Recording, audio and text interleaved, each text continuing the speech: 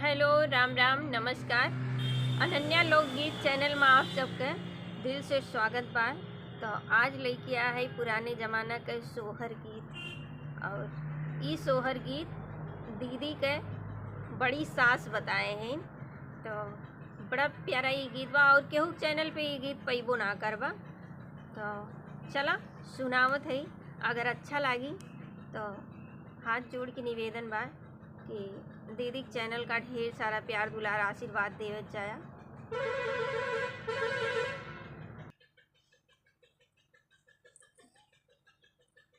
फुलवा कैसे जला गाइला फूल छित राइला फूल छित राइला हो सखिया छोट बलम पर देश तरतिया रम लागे रतिया रम लागे हो सखिया छोट बलम पर देश तरतिया रम लागे रतिया रम लागे हो।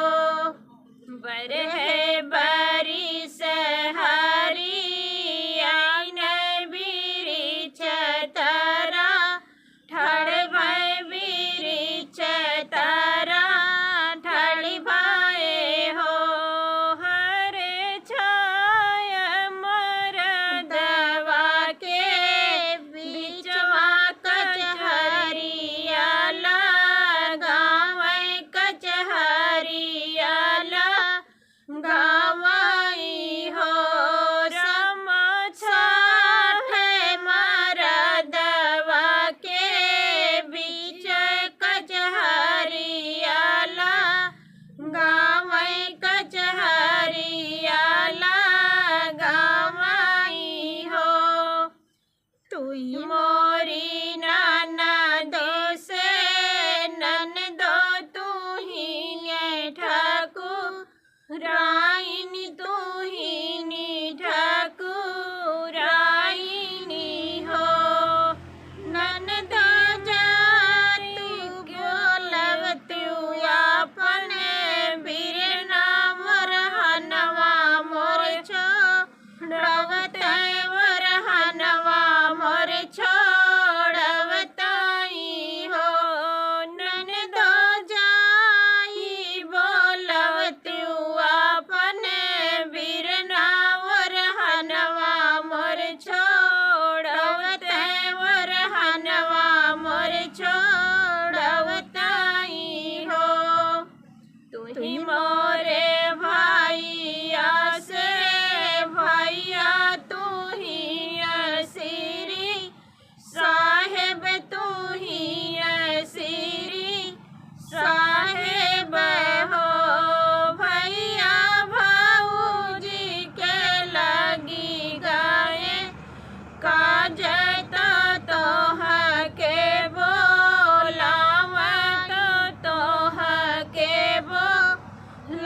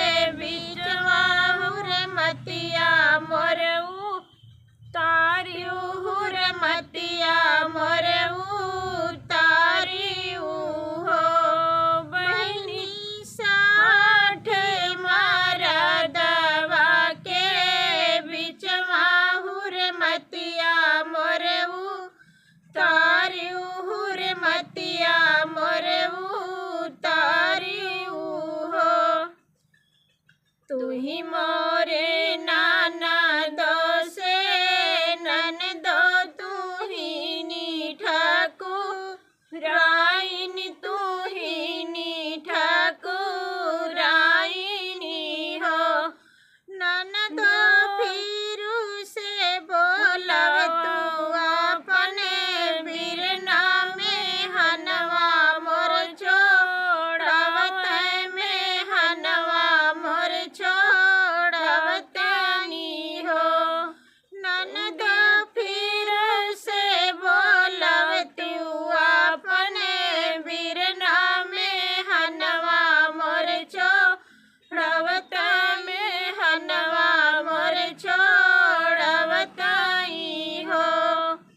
तू ही मोरे भैया से भैया तू ही नी सिरी साहेब तू ही नी सिरी साहेब हो।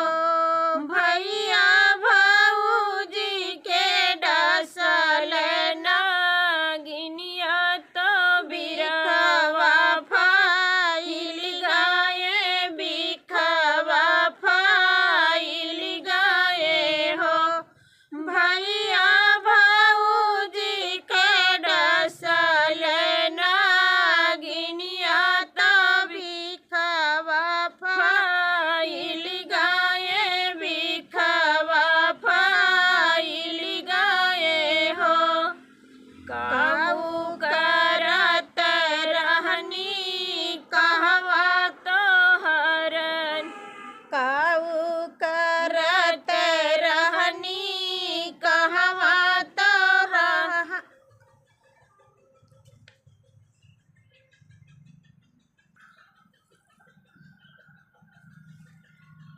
काऊ करत रहनी कहवा तो डसली नागिनिया तो डसली नागिनिया हो।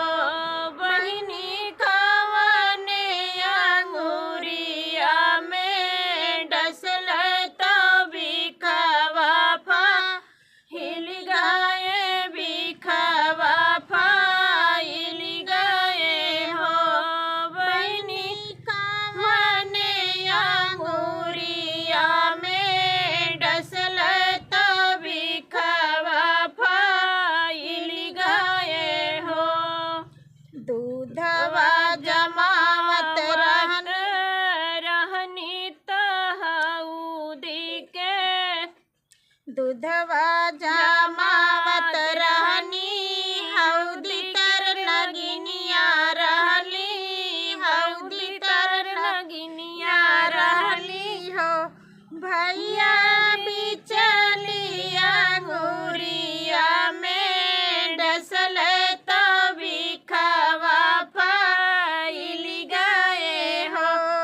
भैया बिचलिया अंगुरिया में डसल तो बिखवा फाइल गाए हो। इतनी वचन भैया पवन सुनाही नाही पावै सुनाही नाही पावई हो। भैया घोड़े पीठी भैने सवर घर के चा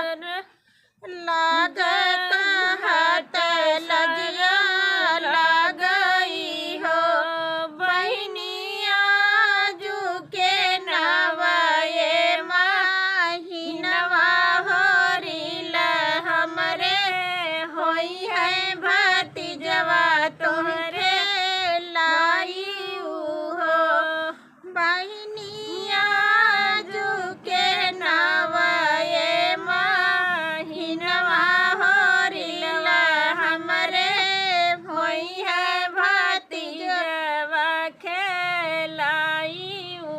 तो दोस्तों, ये हमारा गीत कैसन लग कमेंट करके जरूर बताइए।